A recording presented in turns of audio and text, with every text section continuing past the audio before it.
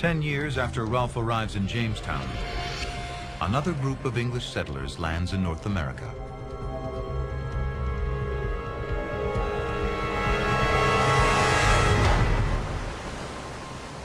They come ashore on a deserted beach 450 miles up the coast from Jamestown and call the place Plymouth, after the English port they sailed from. These are a different breed of settler, a group of religious dissidents with faith at the center of their lives. They made the dangerous Atlantic crossing seeking religious freedom in the New World.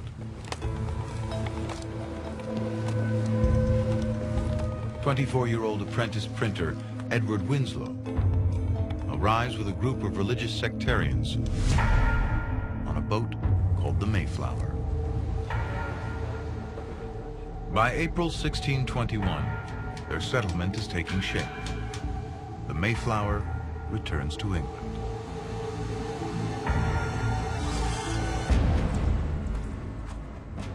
The Pilgrims are on their own in an unknown land.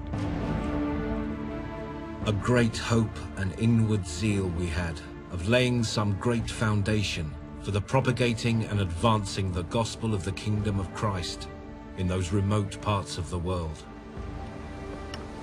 There are 19 families, goats, chickens, pigs, and dogs. They have spinning wheels, chairs, books, guns, and no way home. If you create this environment as a land of opportunity, then you're going to attract those type of people who want to take that risk, who want to take that gamble, and who believe in a better life. They were heading for the Hudson River, but they've landed 200 miles further north at the beginning of winter. They have arrived in the middle of a mini ice age, temperatures 2 degrees colder than today. Winters are longer, growing seasons shorter.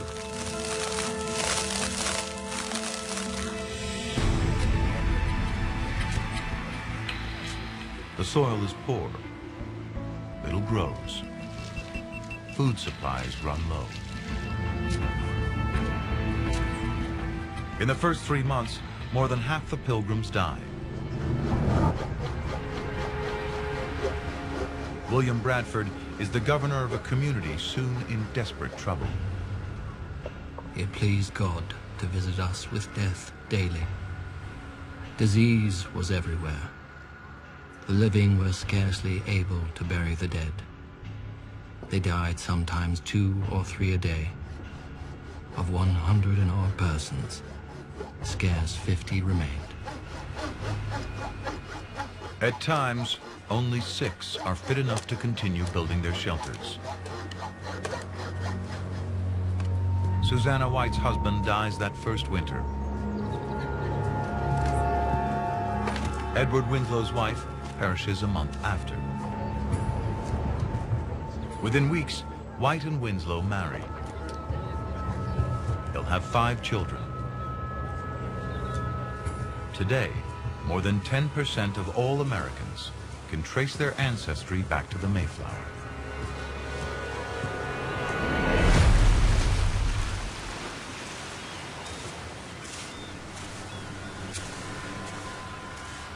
For a time, Plymouth provides the sanctuary they sought.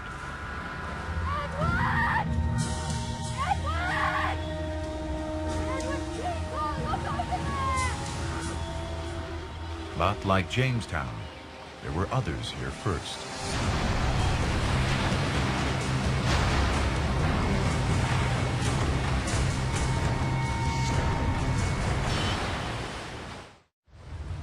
April 1621. The Pilgrims have been in the New World for 5 months. Barely half survived the first winter. But they're not the first Europeans to arrive on this coast. 5 years before, European ships brought light-skinned people and plague. Almost 9 out of 10 of the local people are wiped out.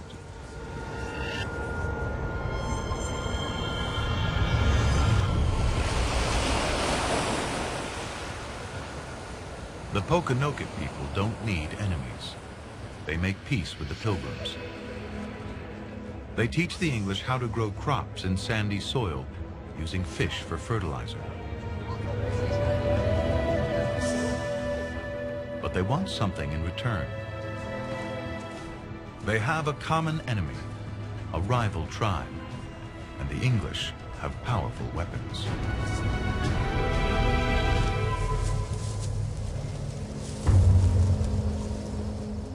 The Pilgrims aren't soldiers, but in the New World, they have to fight to survive.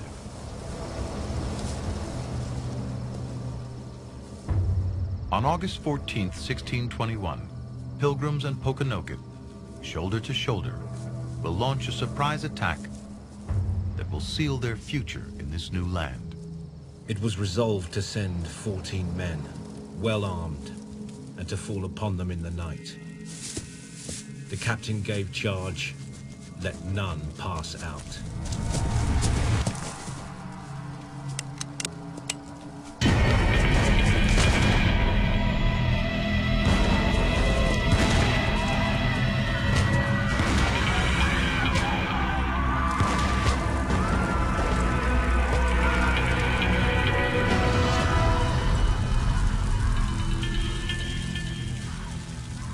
The rival tribe doesn't know what hit them. Surrounded, they have no answer for English firepower. Pokanoket and Pilgrims find common ground and a chance to survive.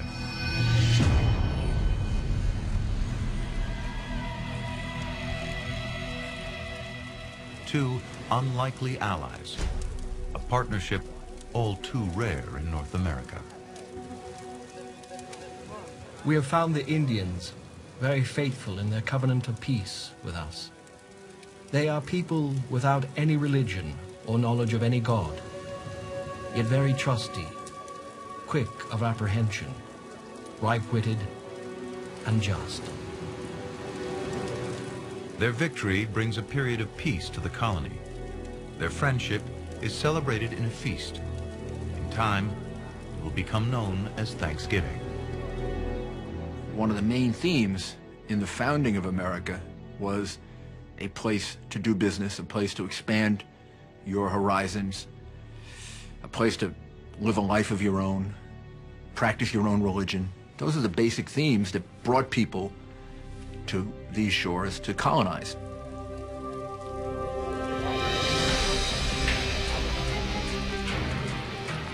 It's the start of a period of prosperity that will transform North America. From Jamestown and Plymouth, their descendants grow across the landscape.